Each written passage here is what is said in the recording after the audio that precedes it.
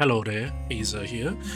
It's been a while since I actually made a, NGS video, so this time I'll be doing it, I guess, just to review if the new content that has been released this week. The outer realm area is actually pretty cool. Yeah, I know it's mostly recycle enemies, but there's a lot of like new variations, like the high enemies that can actually one-shot you if you're not careful.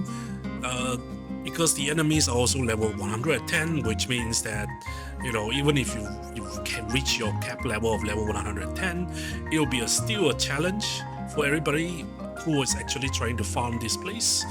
And being the first time ever since like the Outer Realm releases, I think this time around, this is probably one of the harder Outer Realms to play in, I guess, because this time around the enemies are scaled up to 32 players, and because it's also like in all ship matchmaking enabled, it is actually a much more convenient kind of matchmaking system that we can actually join now, especially since play friends from other ships can actually join you now instead of just being alone in your ship and unable to run with other people from other ships.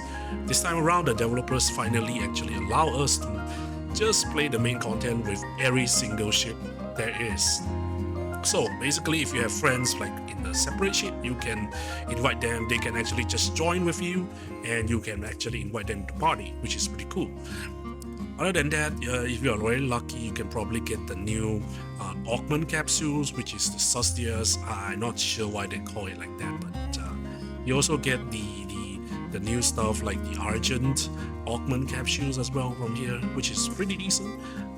But above all else, I think if you are able to grab the right ring, it'll be much more profitable for you to just sell them if they cost over, 20 million or 10 million.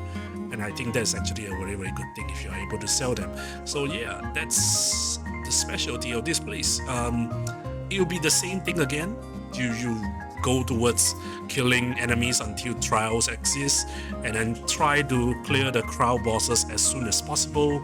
And then once you clear enough, the boss will eventually appear, and then everybody should actually converge and fight and kill that main boss that is actually a giant red glow thingy. And yeah, that is the gist of this whole map. I think for the longest time, a lot of times when farming these kind of contents, they are usually only being effective in maybe like PSO2 days. But I think for people who actually are new or anything, I think this is one of those maps that is actually very worthwhile to just farm around, because it has a very decent verticality. There's a lot of tools in this map that allows you to clear mobs very, very easily. There's a lot of jump pads on the wind tunnels, I guess what you call it, the uplift kind of thing that brings you up to the next platforms or something, or you can just keep floating until the highest point and just go anywhere you want. The map is actually quite large for Outer Realm this time around, and it's pretty cool. I wish they actually would make more variations similar to this, but hey, I guess that's actually something else. Well, I mean, even with there's so many other different games that may have more gameplay elements that is much better than whatever NGS is providing at the moment, I'm glad that the developers are still able to churn something out like this. Although maybe I wish they actually have more lore behind the reasoning on why all these separate dimensions exist, because man, imagine if they actually tell us the lore, man. They would be so cool.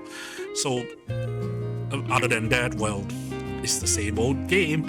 There's a lot of fashion for you to still obtain by just playing the game, and it's pretty cool.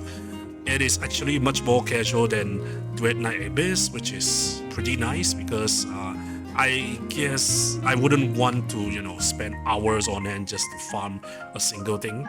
I think the pacing and the grind sessions that you can just grind casually in NGS is always its strong point on the reasoning on why certain players just still playing this game even till today. Okay, I mean, yeah, I know there's a lot of other games now like Blue Protocol, Star Resonance. Some people actually argue that that is a better game than this. Maybe there's also other games as well that has been releasing recently, especially like gacha related games like Duena Abyss and maybe other gacha games as well, which have more variety in the gameplay. But regardless, I think as long as New Genesis is still this friendly, free to play friendly kind of a free to play model, I doubt Sega would actually just I doubt Sega would just turn it to nothing. They're still going to churn out new contents. Maybe there will be even more new collabs in the future. Who knows, right? And since it's already like the end of the year as well, all I wish is that maybe they can release a huge lore update somewhere in the future so that we can explain all of the plot holes that is available in New Genesis. But other than that, it's still my guilty pleasure. I still like this game. It's still not really the worst kind of game ever.